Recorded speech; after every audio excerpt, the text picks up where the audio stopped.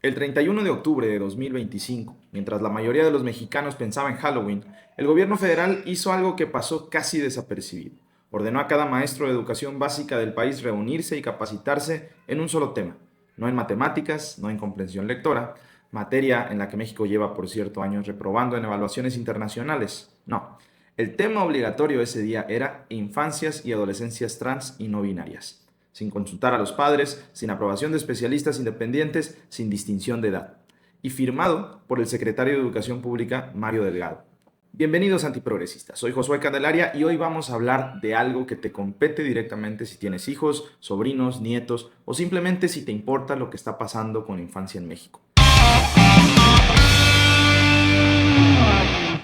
Lo que te voy a mostrar hoy no es especulación ni teoría conspirativa, tiene nombre, tiene fecha, tiene número y página y tiene una historia que viene de muy lejos. Así que quédate hasta el final porque el último bloque es el que más te va a incomodar. Vamos a ver exactamente de dónde vienen estas ideas, quiénes son las que las escribieron y con qué propósito. Y te adelanto algo, los autores de esta agenda no son precisamente el tipo de personas a quienes le confiarías la educación de tus hijos. Pero antes déjame decirte algo importante. En un mundo donde el Estado socialista ahoga la iniciativa privada, es hora de poner nuestra confianza en lo nuestro, en México para los mexicanos. Nuestro patrocinador, Citrus Investments, a través de Green Trust Distribution, transforma la creciente demanda de limón persa mexicano en Estados Unidos en oportunidades reales para patriotas como ustedes. Participa hoy en exportación de cítricos e intégrate como socio estratégico en una estructura formal y transparente, la cual gestiona más de 400 hectáreas de limón mediante alianzas con productores locales. Es hora de que te beneficies del fruto de la tierra mexicana. Para los socios que lleguen de este podcast, hay un esquema de participación especial. Escribe la palabra socio y los conecto con su equipo directivo. Apostemos por la libertad económica mexicana.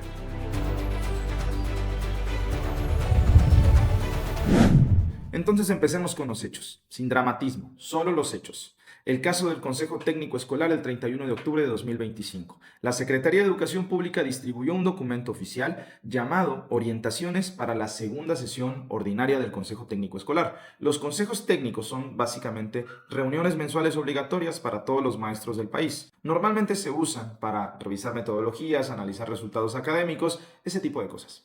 Ese día, sin embargo, el documento ordenaba 4 actividades concretas a cada colectivo docente del país.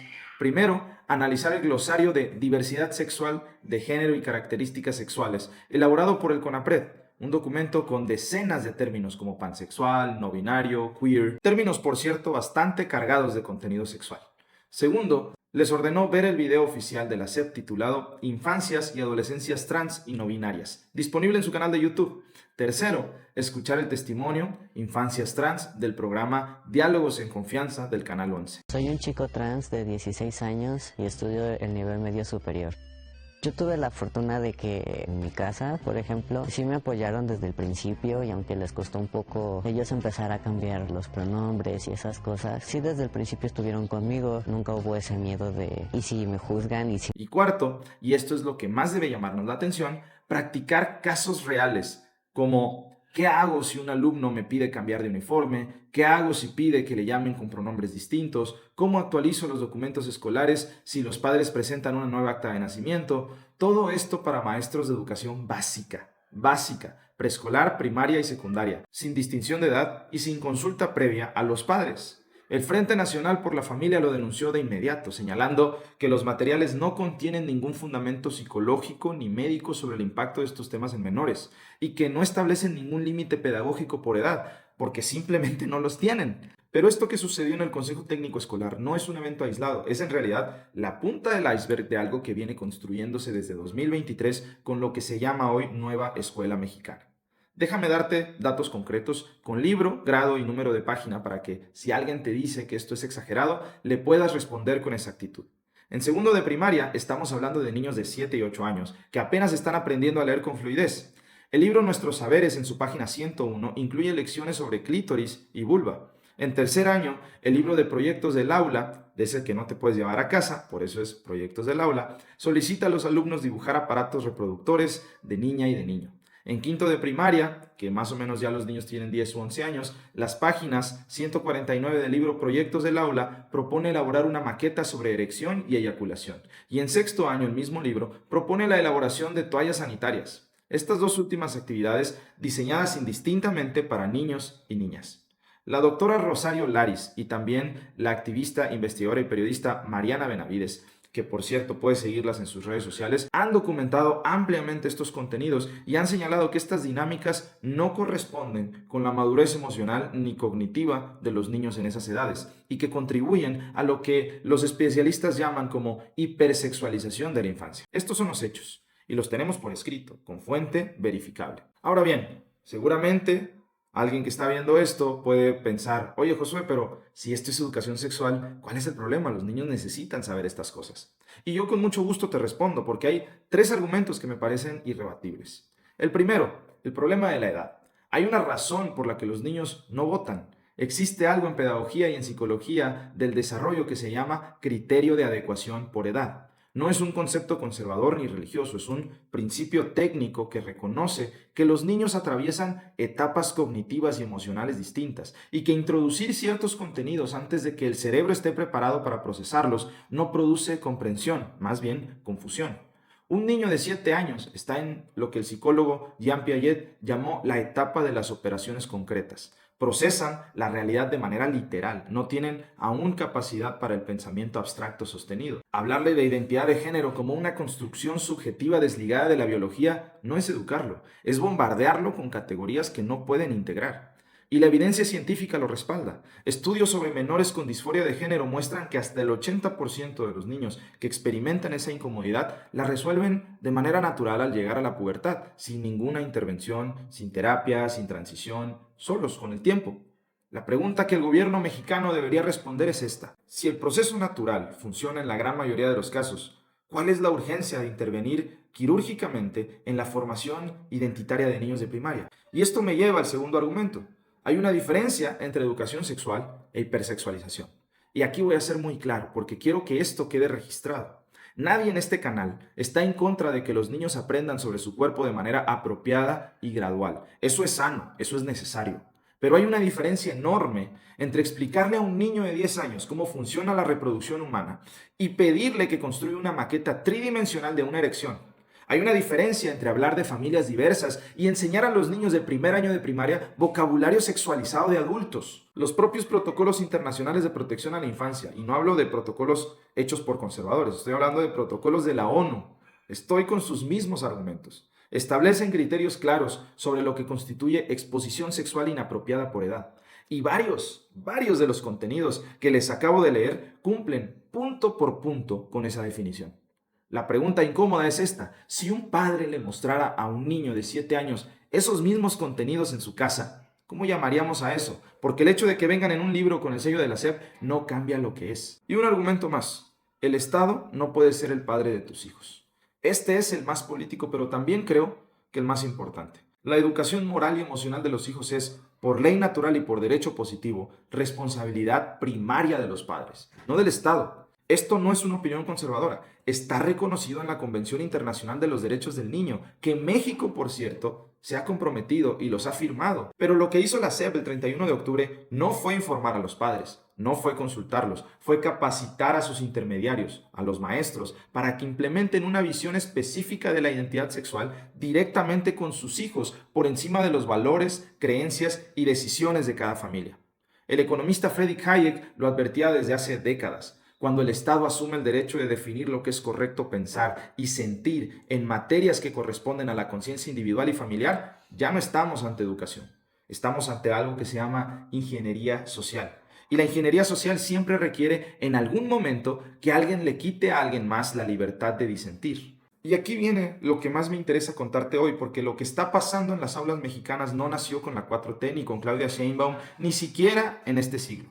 Tiene raíces muy específicas, tiene autores con nombre y apellido. Y cuando conoces a esos autores, te resulta todavía más difícil aceptar que sus ideas estén en los libros de texto. El primero de ellos se llama Alfred Kinsey. biólogo estadounidense, activo en los años 40 y 50. Es considerado el fundador de la sexología moderna y su marco teórico, que es la sexualidad como un espectro continuo sin norma biológica, es la base de los glosarios que hoy usa el CONAPRED y que el día 31 distribuyó la SEP entre los maestros mexicanos. Lo que no se menciona cuando se cita a Kinsey como autoridad científica es que parte de sus datos sobre la respuesta sexual infantil, escuchaste bien, infantil, fueron obtenidos a través de registros de abusadores de menores. La propia Dr. Judith Reisman documentó eso extensamente. Sus hallazgos fueron cuestionados durante décadas por la comunidad científica. Y sin embargo, su marco conceptual sobre la sexualidad como construcción sigue siendo la columna vertebral de la teoría de género que hoy se enseña en las escuelas. El segundo se llama Wilhelm Reich, psicoanalista marxista, discípulo disidente de Sigmund Freud. Reich sostenía que la familia tradicional y la contención sexual eran los pilares del fascismo y del capitalismo, y que la revolución política verdadera requería primero una revolución sexual que destruyera esas estructuras. Propuso explícitamente la educación sexual temprana como herramienta de transformación política. Imagínate. Terminó sus días internado en un sanatorio psiquiátrico. Estas personas que se consideran como los pilares de este tipo de teorías terminaron, como él, en sanatorios psiquiátricos, terminaron locos. Sus ideas son referencia directa de la teoría queer y de la pedagogía de género que hoy llega a las aulas. El tercero es Herbert Marcuse, filósofo de la Escuela de Frankfurt. Marcuse es el puente entre el marxismo económico, el que intentó tomarse el poder a través de la lucha de clases, y el marxismo cultural, que es el que nos interesa aquí. Cuando quedó claro en los años 60 que la revolución obrera no iba a llegar a Occidente, Marcuse propuso una estrategia diferente. Si no puedes tomar el poder por las armas y por la economía, tómalo por la cultura. Ataca a la familia, la moral, la religión, la identidad sexual. Su libro Eros y Civilización es el texto fundador de la idea de liberar la sexualidad, especialmente en los niños y jóvenes. Es un acto de resistencia política de izquierda. No estoy inventando esto, está escrito, está publicado y está en las bibliotecas universitarias de las mismas instituciones que están formando a los funcionarios que hoy diseñan los libros de texto. Hay un autor más que se llama Paulo Freire. Este autor lo vamos a platicar más exclusivamente en un capítulo que voy a subir solamente en fundamento.org. Este capítulo será una entrevista con Mariana Benavides, quien nos platicará de primera mano cuáles son las ideas de Paulo Freire y qué fue lo que empujó y cuáles fueron las implicaciones de sus filosofías y sus estudios en todos estos programas educativos. Paulo Freire fue el que creó lo que hoy conocemos como teoría de la liberación.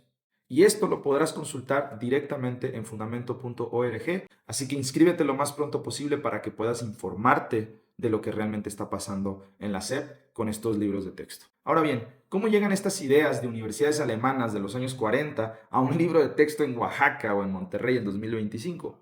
La ruta, de hecho, es documentable.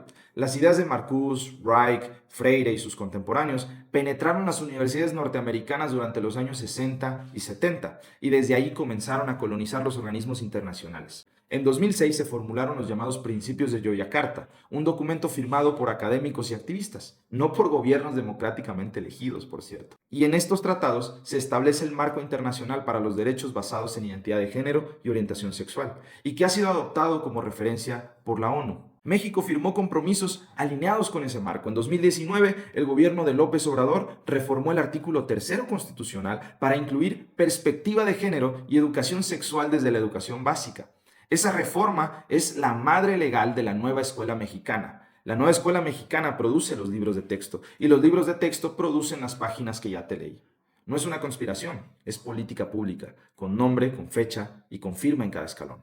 Y para que no quede duda de que esto no es interpretación mía, te cito directamente el objetivo que el propio plan de estudios de la SEP establece en negro sobre blanco, que los alumnos conciban la sexualidad como resultado de una construcción social.